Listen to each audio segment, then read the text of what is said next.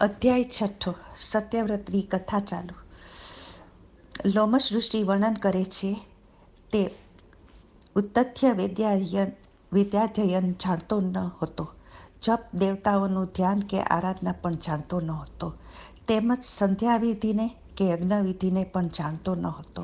આવો તે ઉત્તથ્ય સવારે ઉઠી દાંતણ પાણી કરી મંત્ર રહિત ગંગામાં સ્નાન કરતો.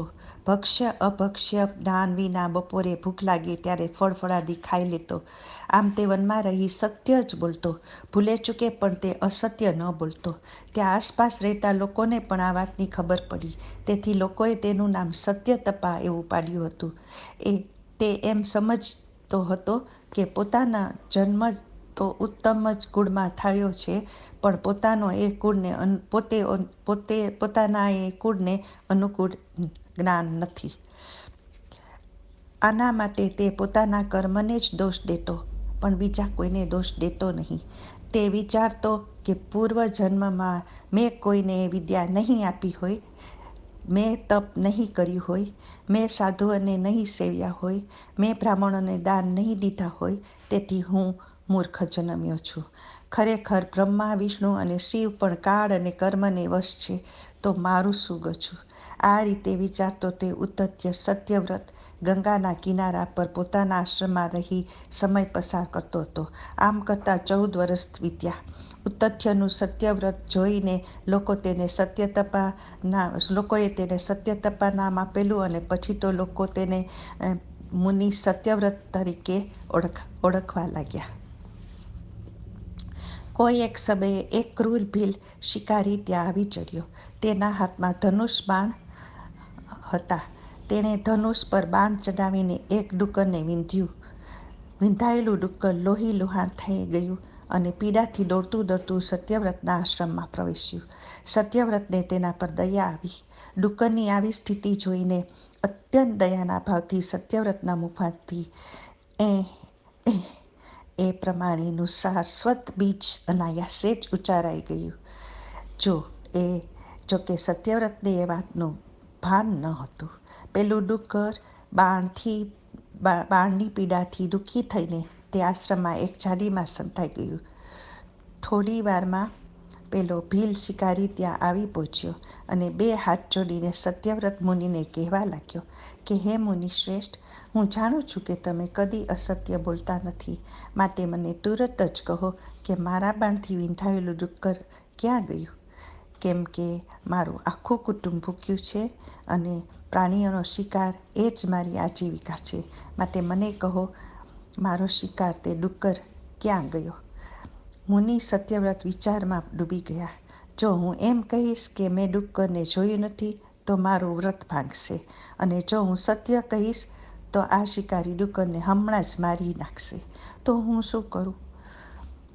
જેમાં હિંસા થતી હોય તે સત્ય હોય તો પણ જેમાં હિંસા થતી હોય તે સત્ય હોય તો પણ સત્ય ન ગણાય, અને જેમાં દયા હોય તે અસત્ય હોય તો પણ સત્ય ગણાય.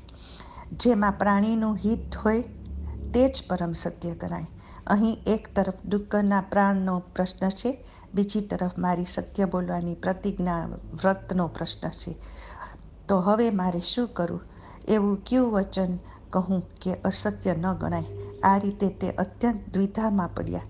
પરંતુ આ વખતે તે સમયે ભૂંડને બાણથી ઘવાયેલું જોઈ તેની પાસે એવું જે દયાયુક્ત વચન બોલ્યા હતા, તેથી પોતાના આ બીજ મંત્રના બોલવાથી શિવાદેવીએ પ્રસન્ન થઈને તેમને સત્યવ્રતને દુર્લભ વિદ્યા આપી. પૂર્વે જેમ વાલ્મીકીને બધી વિદ્યાઓ સ્ફુરી હતી, તેમ સત્યવ્રતને પણ હૃદયમાં વિદ્યાની સ્ફુરણા થઈ, અને સત્યવ્રતે તે શિકારીને આ શ્લોક કહ્યો: જે આ આંખ જુએ છે તે બોલતી નથી, અને જે આ જીભ બોલે છે તે જોતી નથી. છતાં હે શિકારી, તું તારા પોતાના કાર્યની ઈચ્છા માટે મને વારંવાર શું પૂછે છે? ત્યારબાદ શિકારી નિરાશ થઈને ત્યાંથી પાછો ફર્યો. આ તરફ આ પ્રસંગથી સત્યવ્રત મહાન વિદ્વાન કવિ બની ગયા. સરસ્વતી બીજનો વિધિપૂર્વક જપ કરવા લાગ્યા. લોકોમાં તેની પંડિત તરીકે ખ્યાતિ થઈ. આજ પણ પર્વના દિવસોએ બ્રાહ્મણો અને મુનિઓ તે સત્યવ્રતનું આખ્યાન કહે છે અને સાંભળે છે. સત્યવ્રતને તેના પિતા ખૂબ માનથી પોતાના ઘેર લઈ ગયા. વ્યાસ કહે છે, હે જન્મેજય, સર્વશ્રેષ્ઠ તે ભગવતી આદ્યશક્તિનું સેવન કરવું અને ભક્તિથી પૂજન કરવું, કારણ કે તે દેવી જ આ વિશ્વનું કારણ છે. હે રાજન, તું તે દેવીનો વિધિપૂર્વક યજ્ઞ કર. તે યજ્ઞ સર્વ કામનાઓને આપનાર ગણાશે. સારી રીતે સ્મરણ કરવાથી, સારી રીતે પૂજવાથી, ભક્તિપૂર્વક ધ્યાન કરવાથી અને ભાવપૂર્વક સ્તુતિ કરવાથી તે દેવી ઈચ્છિત પુરુષાર્થને આપે છે. માટે જ તે દેવી કામદા કહેવાય છે. હે રાજન, તું એક વાતનો વિચાર કર કે આ જગતમાં રોગી, દરિદ્ર, ભૂખ્યા, હલકા, ખોટ ખાપણવાળા, પીડાતા લોકો પણ છે અને બીજી તરફ સ્વસ્થ, શ્રીમંત, તૃપ્ત, વિદ્વાન, સુખી લોકો પણ છે. આનું કારણ શું હોઈ શકે? આ પ્રશ્નનો એક જ જવાબ છે કે જેણે શિવાદેવીને પૂજ્યા નથી તે રોગી, દરિદ્રી તથા દુઃખી થાય છે, અને જેમણે શિવાદેવીને પૂજ્યા છે તે લોકો સ્વસ્થ, સુખી તથા શ્રીમંત થાય છે. વ્યાસ કહે છે, હે રાજન, આ પ્રમાણે મુનિઓની સભામાં લોમશના મુખેથી દેવીનું આ ઉત્તમ મહાત્મ્ય મેં સાંભળ્યું હતું. હે શ્રેષ્ઠ રાજા, એમ વિચારીને પ્રીતિથી અને ભક્તિથી હંમેશા તે ભગવતી દેવીનું આરાધન કરવું જોઈએ. ઇતિ શ્રી ભુવનેશ્વરી કથાયા અષ્ટદશ સાહસ્યા સંહિતાયામ ઉત્તથ્ય બ્રાહ્મણસ્ય સત્યવ્રતાખ્યસ્ય ચરિત્ર ષષ્ઠોધ્યાય. અધ્યાય 7. રાજા ધ્રુવ સંધિની કથા. વ્યાસ કહે છે, હે જન્મેજય, રાજા દેવીના ઉત્તમ ચરિત્રોનો જૂનો બીજો ઇતિહાસ વિસ્તારથી કહું છું, તે તમે સાંભળો. કૌશલ દેશમાં સૂર્યવંશી રાજા પુષ્યનો મહાતેજસ્વી ધ્રુવસંધિ નામનો પુત્ર હતો. તે ધ્રુવસંધિ સર્વશ્રેષ્ઠ રાજા બન્યો. અયોધ્યા નગરીમાં ધ્રુવસંધિ રાજ્ય કરતો હતો. તેના રાજ્યમાં બ્રાહ્મણ, ક્ષત્રિય, વૈશ્ય અને શૂદ્ર એમ ચારેય વર્ણ પોતપોતાના ધર્મ પ્રમાણે જીવન જીવતા હતા. ધ્રુવસંધિને 2 સુંદર પત્નીઓ હતી. તેમાં એકનું નામ મનોરમા હતું, તે ધર્મપત્ની હતી, અને બીજીનું નામ લીલાવતી હતું. બંને પત્નીઓ સુંદર અને ગુણવાન હતી. સમય જતાં મનોરમાએ સુંદર પુત્રને જન્મ આપ્યો. તેનું નામ સુદર્શન પાડવામાં આવ્યું. 1 મહિના પછી લીલાવતીએ પણ સુંદર પુત્રને જન્મ આપ્યો. તે પુત્રનું નામ શત્રુજીત પાડવામાં આવ્યું. આ યોગ્ય સમયે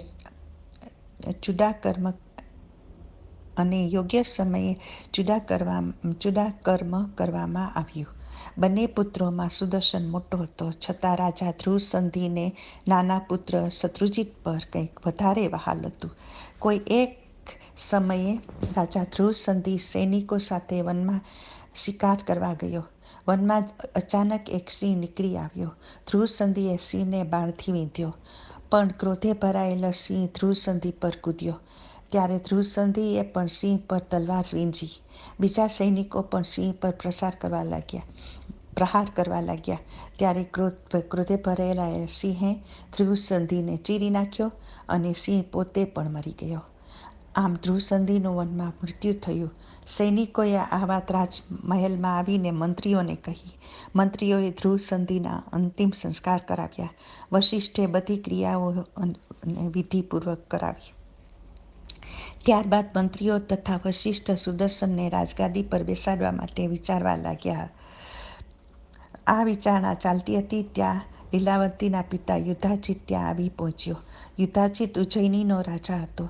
તેની ઈચ્છા પોતાની દીકરી લીલાવતીના પુત્ર શત્રુજીતને રાજગાદીએ બેસાડવાની હતી. તે જ સમયે કલિંગ દેશનો રાજા અને મનોરમાનો પિતા વીરસેન પણ ત્યાં આવી પહોંચ્યો. વીરસેનની ઈચ્છા પોતાની દીકરી મનોરમાના પુત્ર સુદર્શનને રાજગાદી મળે એવી હતી.